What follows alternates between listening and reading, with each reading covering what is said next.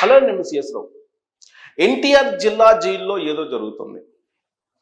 ఉమ్మడి కృష్ణా జిల్లా, అదే విజయవాడ జైలు, జిల్లా జైలు అంటుంది. అక్కడ ఏదో జరుగుతుంది అనేటువంటి ఒక టాక్ అయితే బయటకు వస్తుంది. అందుకే రాత్రికి రాత్రి అక్కడున్నటువంటి సూపరింటెండెంట్ని బదిలీ చేసేసారు. బదిలీ చేసి ఆయన ప్లేస్లో కొత్తగా ప్రకాశం జిల్లా నుంచి ఒక సబ్ జైలుకి సూపరింటెండెంట్గా ఉన్నటువంటి అతనికి ప్రమోషన్ ఇచ్చి ఎన్టీఆర్ జిల్లా జైలర్గా సూపరింటెండెంట్గా అపాయింట్ చేశారు. ఈ పరిణామాలు ఎందుకు తయారు చేశారు, సడన్గా ఈ పరిణామాలు ఎందుకు చోటు చేసుకున్నాయి అనే దాని మీద ఒక పెద్ద చర్చ జరుగుతుంది. రాష్ట్ర జైలు శాఖ డీజీగా ఉన్నటువంటి అతను ఇటీవల కాలంలో పర్యటన చేశారు. పర్యటన చేసినప్పుడు విజయవాడ జైలుని సందర్శించారు ఇటీవల. మరి ఆయన విజిట్లో ఎలాంటి అంశాలు ఆయన అబ్జర్వ్ చేశారో బయటికి రాలేదు. పోనీ అక్కడ విజయవాడ జైల్లో ఉన్నటువంటి సూపరింటెండెంట్కి చెప్పారా, ఏదైనా లోపాలు ఉంటాయనేది కూడా బయటకు రాలేదు. కానీ ఆయన రాష్ట్ర జైలు శాఖ డీజీ విజిట్ చేసిన తర్వాత మూడో రోజు ఈ ఆకస్మిక బదిలీలు జరిగాయి. మరి ఎందుకు జరిగాయి బదిలీలు అంటే రకరకాలుగా అనుమానాలు వస్తున్నాయి. ఇప్పుడు ఆ జైల్లో వరుసగా వైఎస్ఆర్ కాంగ్రెస్ పార్టీకి సంబంధించినటువంటి వాళ్ళు వెళ్తూ ఉన్నారు ఆ జైలుకి. ఎవరెవరు ఇప్పుడు మనం చూసుకుంటే ప్రధానంగా వల్లభనేని వంశీ దాదాపుగా 50 రోజుల పైన ఆయన విజయవాడ జైల్లోనే ఉంటున్నారు. విజయవాడ జైల్లోనే ఉంటూ వస్తూ ఉన్నారు. ఇక పిఎస్ఆర్ ఆంజనేయులు అక్కడే ఉన్నారు. తెలుగుదేశం పార్టీ ప్రధాన కార్యాలయం మీద దాడి చేసినటువంటి నిందితులు కూడా అక్కడే ఉన్నారు. ఇప్పుడు లిక్కర్ స్కామ్లో అరెస్ట్ అయినటువంటి బాలాజీ గోవిందప్ప, ధనుంజయ రెడ్డి, కృష్ణమోహన్ రెడ్డి వాళ్ళు కూడా అదే జైల్లో ఉన్నారు. ఓవరాల్గా విజయవాడ జైలుని చూసుకుంటే వైఎస్ఆర్ కాంగ్రెస్ పార్టీకి సంబంధించినటువంటి లీడర్లు, వైఎస్ఆర్ కాంగ్రెస్ పార్టీకి సంబంధించినటువంటి సింపథైజర్స్ ఉన్నారు. పిఎస్ఆర్ ఆంజనేయులకి అలాగే వల్లభనేని వంశీకి బేసిక్గా వైరుధ్యాలు ఉన్నాయి. పిఎస్ఆర్ ఆంజనేయులు వైఎస్ఆర్ కాంగ్రెస్ పార్టీ సానుభూతిపరునిగా, జగన్మోహన్ రెడ్డి గారి వీరభక్తుడిగా మారిన టైంలోనే వల్లభనేని వంశీ తెలుగుదేశం పార్టీ నుంచి వైఎస్ఆర్ కాంగ్రెస్ పార్టీకి వెళ్ళారు. మరి వాళ్ళిద్దరికీ పొసగదు. గతంలో అనేక విషయాల్లో ఇద్దరు విభేదించుకున్నారు. విజయవాడ కమిషనర్గా పిఎస్ఆర్ ఆంజనేయులు పనిచేసినప్పుడు వల్లభనేని వంశీ ఎమ్మెల్యేగా ఉన్నారు గన్నవరం. ఆ సమయంలో ఒక లేడీ విషయంలో వీళ్ళిద్దరూ దాదాపుగా మీడియాకి వచ్చి రచ్చకెక్కారు. అప్పటి నుంచి వీళ్ళిద్దరికీ చాలా వైరుధ్యాలు, విభేదాలు, కక్షలు, కార్పణ్యాలు ఇవన్నీ ఉన్నాయి. పిఎస్ఆర్ ఆంజనేయులు నేను ఒకసారి జైలుకి వెళ్ళి చూసి రావాలి అని చెప్పేసి ఆయన ఒకానొక సందర్భంలో అన్నారు. యాక్చువల్గా ఆయన మీద ఏపీపీఎస్కి సంబంధించిన పేపర్ల కేసు చాలా పెద్దది. దానికంటే ముందు జత్వానీ కేసులో ఆయన జైలుకి వెళ్ళారు. జత్వానీ కేసులో యాక్చువల్గా ముందస్తు బెయిల్ తీసుకొచ్చుకున్నారు. ఎవరు? ఆల్రెడీ అక్కడ కాంతిరాణ టాటా, ఆ రోజున కేసులో పార్టిసిపేట్ చేసినటువంటి వాళ్ళు ముందస్తు బెయిల్ తీసుకొచ్చుకున్నారు. మరి ఇప్పుడు సీతారామాంజనేయులు మాత్రం బెయిల్ తీసుకొచ్చుకోవాలా. ఎందుకు బెయిల్కి అప్లై చేయలేదని చెప్పి అప్పట్లో మీడియా అడిగితే ఒకసారి జైలుకి వెళ్ళి చూసొద్దామని చెప్పేసి అనుకుంటున్నానని చెప్పి అందుకే బెయిల్కి అప్లై చేయలేదనేటువంటి వ్యాఖ్యలు కూడా ఆయన చేశారు. ఆయన విజయవాడ జైలుకి వెళ్ళారు. విజయవాడ జైలుకి వెళ్ళిన తర్వాత ఏపీపీఎస్కి సంబంధించిన కేసు దర్యాప్తు చాలా వేగవంతమైంది.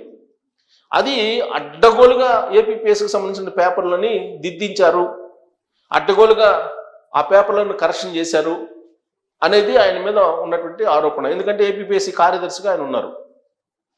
సో అదంతా కూడా హైలైట్లో పెట్టి పేపర్లు దిద్దించింది కూడా పిఎస్ఆర్ ఆంజనేయులు అనేటువంటిది ఆన్ డాక్యుమెంట్స్ ప్రూఫ్లన్నీ కూడా సిట్ పోలీసులు తీస్తూ ఉన్నారు. ఆయన్ని ఇప్పటికే పోలీస్ కస్టడీ తీసుకుని విచారించారు. కోయ ప్రవీణ్ ఐపీఎస్, అలాగే రాజశేఖర్ బాబు ఐపీఎస్, ఇలాంటి వాళ్ళు ఆయన్ని విచారించారు. బట్ విచారణకి ఆయన సహకరించలేదు అనేది సిట్ పోలీసుల యొక్క అభిప్రాయం. విచారణ సందర్భంగా ఇంకేమున్నాయి అడగండి చెప్తాను, అలా కాదు ఇంట్రాగేషన్ చేసేది, నేను క్వశ్చన్ చెప్తాను మీరు అడగండి, ఇలా ఆయన మాట్లాడారు అనేది కూడా వినిపించింది. సరే, కారణాలు విచారణ ఏ విధంగా నడిచిందనే అంశాన్ని పక్కన పెడితే ప్రస్తుతం ఆయన విజయవాడ జైల్లో ఉన్నారు.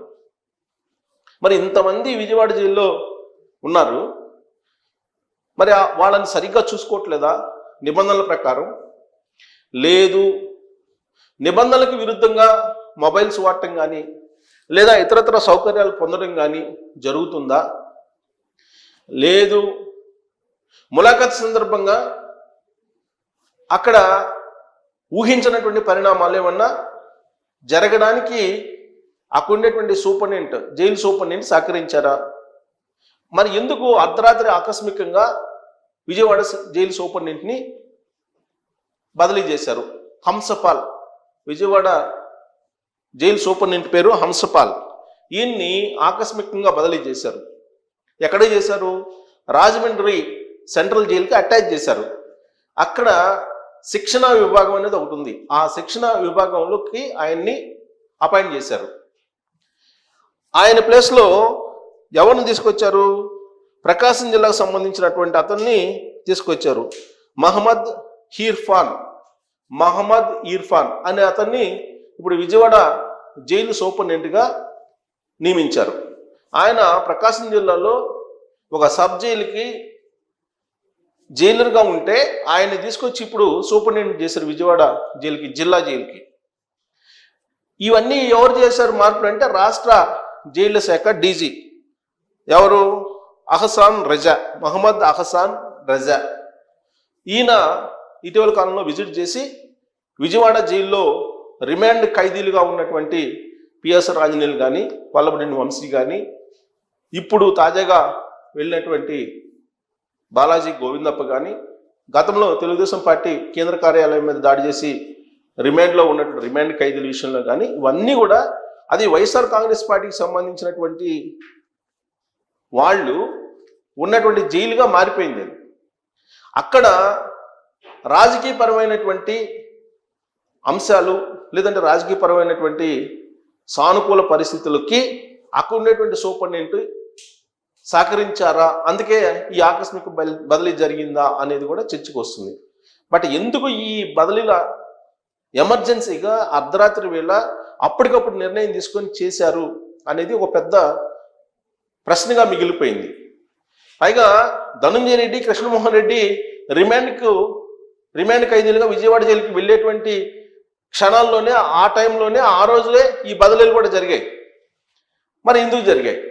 గతంలో కూడా చంద్రబాబు నాయుడు గారు అరెస్ట్ అయినప్పుడు రాజమండ్రి సెంట్రల్ జైల్లో ఉన్నప్పుడు అక్కడ ఉన్నటువంటి జైలర్ మీద రకరకాలుగా, అక్కడ ఉన్నటువంటి సూపరింటెండెంట్ మీద, అలాగే జైలర్ మీద, రాష్ట్ర డీజీ మీద, జైలు శాఖ డీజీ మీద రకరకాలుగా ఆరోపణలు వచ్చాయి. డ్రోన్స్ ఎగరేశారని, చంద్రబాబు నాయుడు గారిని అంతం చేయడానికి కుట్ర పడుతున్నారని, ఇలా రకరకాలుగా వచ్చాయి. మరి ఇప్పుడు ఏమాత్రం పొసగినటువంటి పిఎస్ఆర్ ఆంజనేయులు అలాగే వల్లభనేని వంశీ ఒకే జైల్లో ఉండడం అనేదాన్ని సీరియస్గా తీసుకొని మరి వాళ్ళిద్దరూ మధ్య ఏదైనా నడిస్తే దానికి సహకరించారు ఈ సూపరింటెండెంట్ అనేటువంటి అనుమానంతో ఈ బదిలీ చేశారా?